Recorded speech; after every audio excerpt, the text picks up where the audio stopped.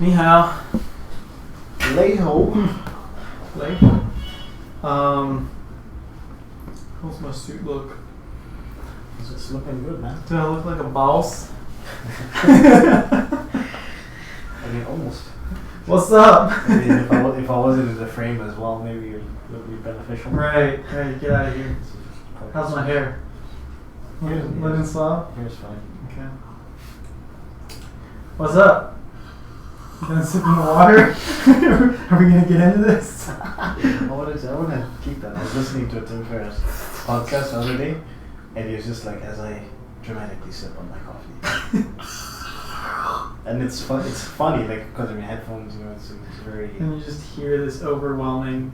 He did that like 5 times. I imagine there's like some people out there that sound like makes them want to vomit. Makes them cringe. Yeah. Yeah, I'm sure.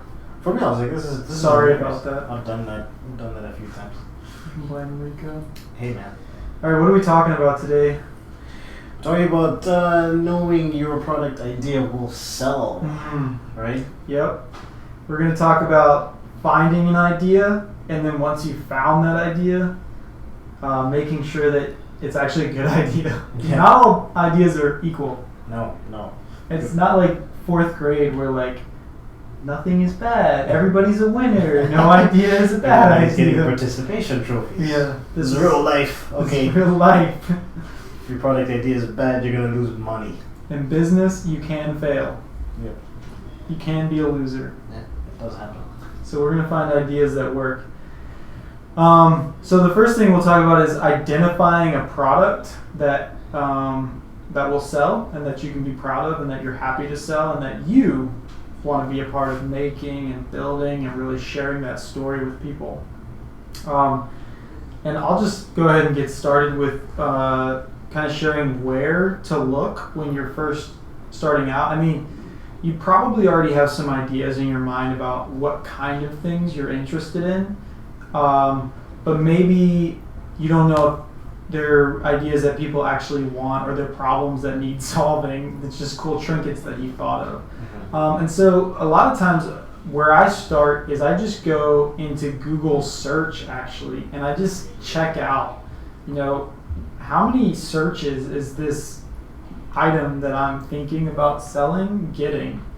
And then from there, I'll look, does anybody else make this? Maybe I can go on Kickstarter and see if the product is selling on Kickstarter, or go on Jungle Scout. And Jungle Scout, by the way, is a tool that scrapes Amazon data to show you how much sales a particular product on Amazon is getting. So you can go see if there's similar products on Amazon, see how many sales they're getting using Jungle Scout. Are there similar products to the idea I have on these product curation sites like Cool Material or Design Milk, or there's a couple other ones. I'll just pop them up on the screen and post. But yeah, I mean, and these are also like, so maybe you're one type of person where you have an idea, Just real quick, how many search results on average, like what can indicate that that's a product you're pursuing? I don't know. I typically just say like if it's got over 30,000 search results, like that's a pretty good chunk. 30,000 monthly unique search results. Mm-hmm. So, but maybe that you're in that category of like you have an idea, but then there's people that don't have any idea, and everything I just mentioned still applies, but the way that you're approaching is a little bit different. Mm-hmm. This is something where you're saying at this point, okay, what is selling? How many people are selling it? And then can I come in to the market in a unique way? And we'll talk about that a little bit further down. As soon as you go deep into some of it, it's going to go. And this is the secret you all need to. And this next point is going to change your business forever. Alright, go ahead. Well, we're back. Got cut off. Some technical difficulties. Phone didn't have enough storage. Yeah. But it's not technical, it's poor planning. You're poor planning. Don't be like us. Yeah, so But it's okay because we were making a really good transition at this point. And what I wanted to say next is that what you're going to want to do is tap into your inventory brain in this entire process.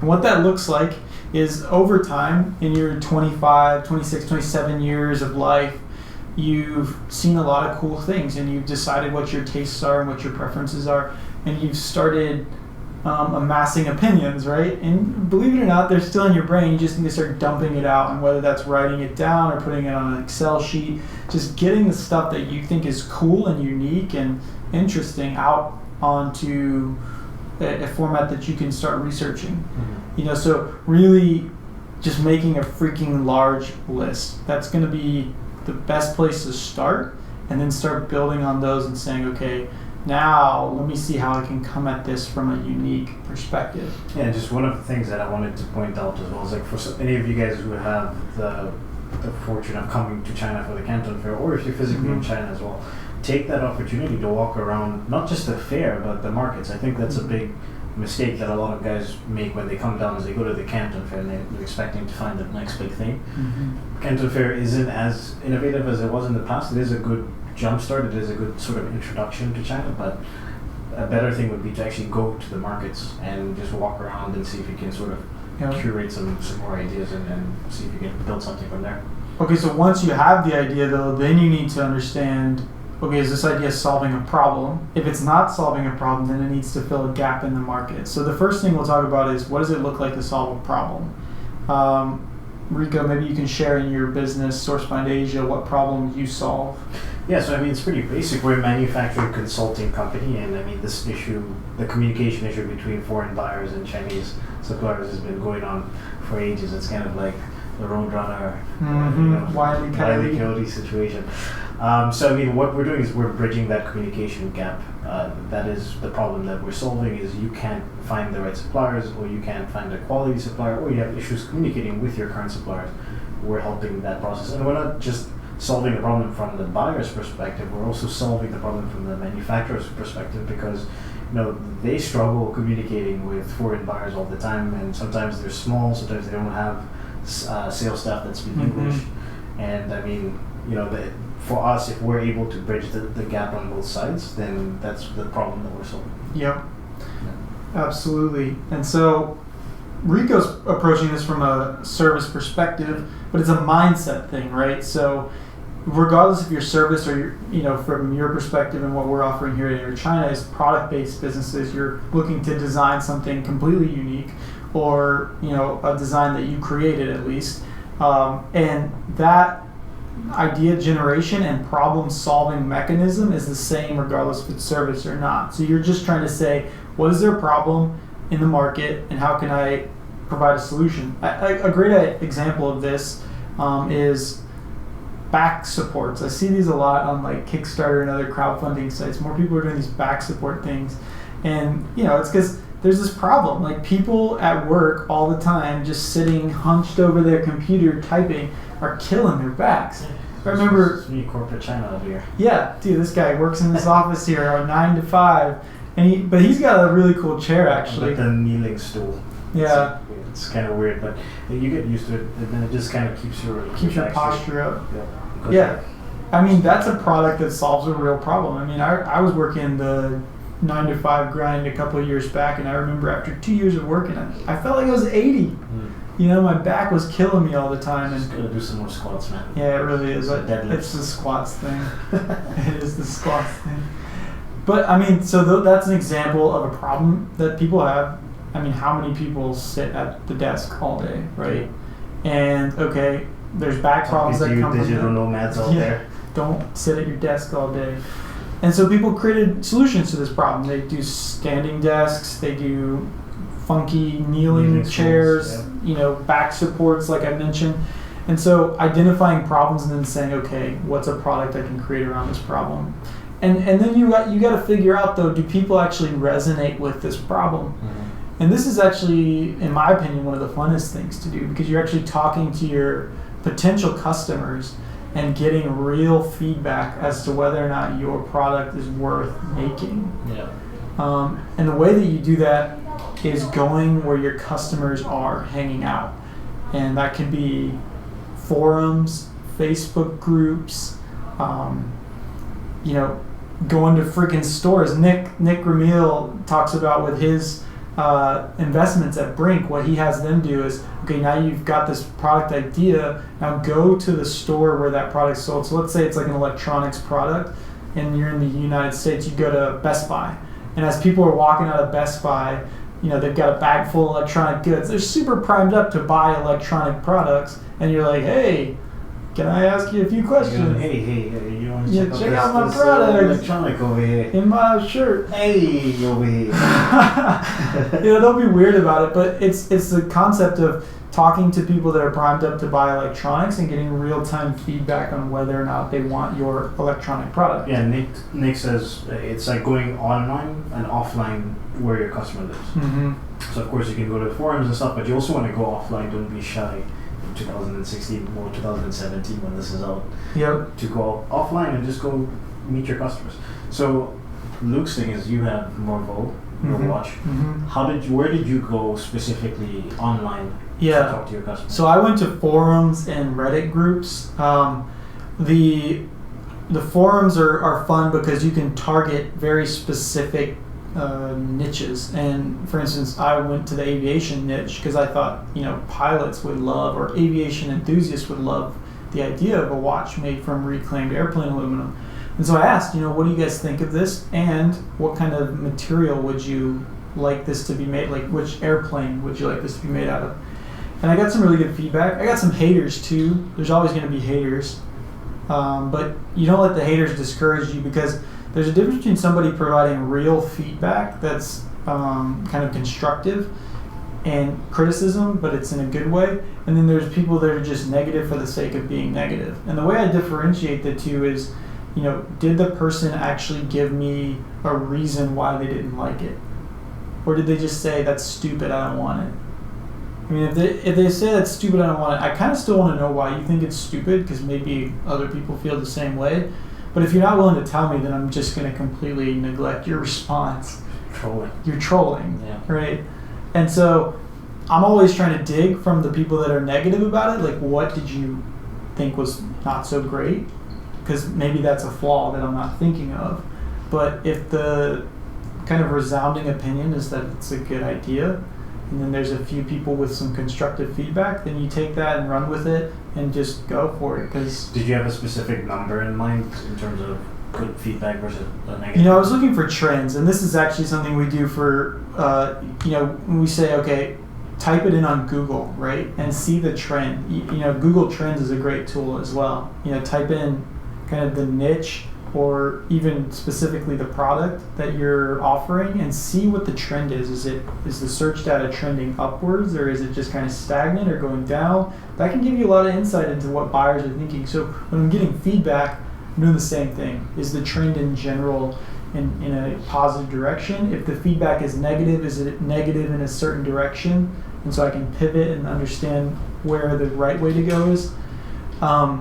So yeah, that's a good way of looking at how much data you're getting in, and obviously you want to get a good amount. What's a good amount? I think, you know, it differs for everybody, but you know, I'm thinking at least 100 responses of people giving some sort of feedback will be a good sample size to understand a larger market. So.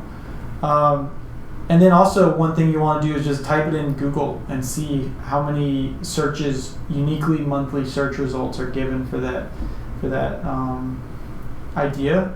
And I like to say like 30,000 is like a minimum. So if it's under 30,000 unique monthly searches, then it's probably not worth pursuing.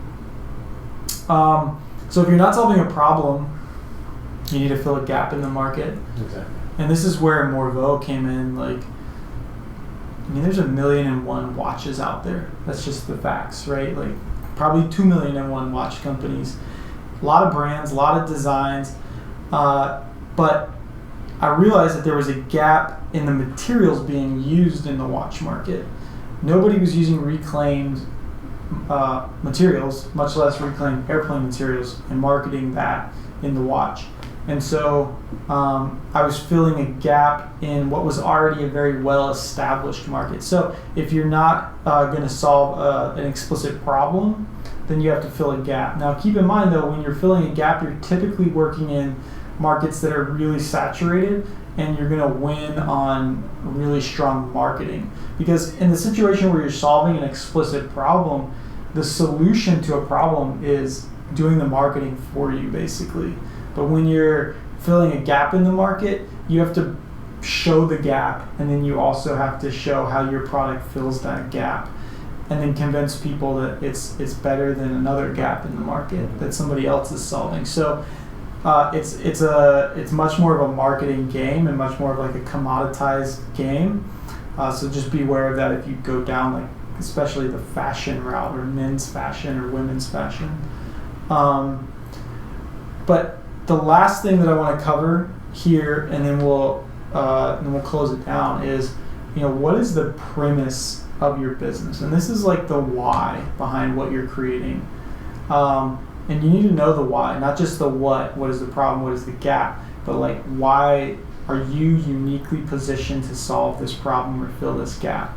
And maybe Rico, you can give an example from SourceFind Asia. Yeah, I mean the why for me, what I did was when I looked at the sourcing game, it was kind of like this business model has existed for 50, 60 years, probably longer.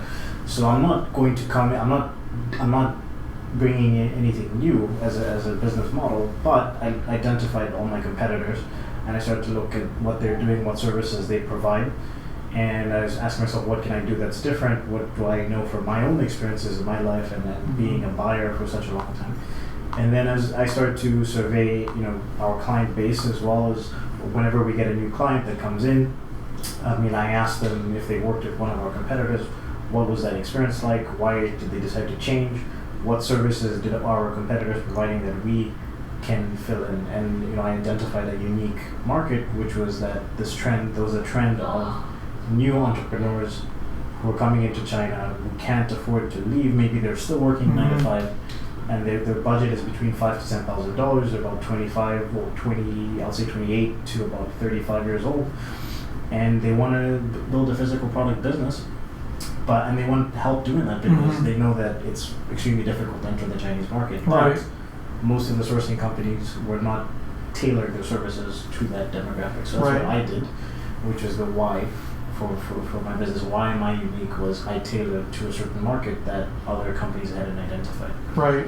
And for me, it's kind of similar. Like I said, there's 1,000,001 different types of watch brands out there. Why am I uniquely positioned to do this? Because I'm pulling together the supply chain. And at the moment, nobody else is pulling together a reclaimed supply chain to build watches. And so if I'm going to go do that, I uniquely position myself to solve this problem or fill this gap, right? And maybe enter China as another example. Like what gap or problem and why are we uniquely aligned? Simply, it's you want to surround yourself with other people who are doing what you want to do or doing exactly, doing what you want to do or doing what you're doing in that moment in time, right? So that's what Enter China is in terms of it's a mastermind for people making physical products in China. Yeah. And the perfect example about masterminds is, I don't know if you guys have read Think and Grow Rich, one of the most famous books in the world, but there was an example in the book, and it was Henry Ford. He had a court case, and Henry Ford did not finish high school.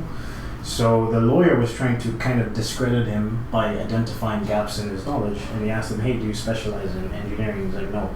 Did you study this? He's like, no. And then Henry Ford, very smart guy, he picked up on what the lawyer was doing in terms of trying to discredit him. And then he points out the lawyer, he says, well, you can go and specialize in one area and do it by yourself and become really an expert in that area, but you have to study for 5-10 years. Or you can surround yourself with people who have specialized in different areas and tap into a tapestry of knowledge that will then help you build your physical product business. So that's exactly what Enter China is we're a community of people who specialize in different areas of different physical product businesses, and if you join, you're tapping into that. That tapestry. You're tapping into the tapestry. Tapping into the tapestry. That's what we've been doing since 2013, tapping into the tapestry. Tapping into the tapestry. That should be the subheading at Inner China, tapping into the tapestry. Alliteration, I love it. What do you guys think about that? Anyways, If that's you like that headline, yeah. Hit like and submit a comment. hit that like button. That's kind of everything we have. Just focus on making sure you've got a problem that you've got a solution for. If there's not a problem that you have a solution for, you're filling a gap in the market, right? And do you know your why? That premise. And actually, we have a resource that we're able to give away to you as a free gift for watching this video. We have an ebook that we've put together on idea validation that walks a little bit more in depth on the things that we talked about here. You can go to innerchina.co, and there's going to be this pop down thing that shows up, and just put your email in and you'll be able to get that ebook. It's pretty sweet. I'll also put like a link in the description and on the screen and stuff. But yeah, that's what we have. If you know somebody that's in the idea validation stage, or somebody that is also trying to start a business and they're trying to figure out if their idea is worth it, maybe shoot this video to them. Send them the link, send them an email, Facebook them. I'm pretty sure you know somebody who's trying to do a Kickstarter campaign right now. Yeah, everybody wants to do a freaking Kickstarter campaign. And like, if you're this kind of person, you probably have 10 other people that are like that in your life too. So, bro, you know what we should do? Kickstarter, man. Yeah. Bro, I've got this great idea. Tell me, man. Validate it.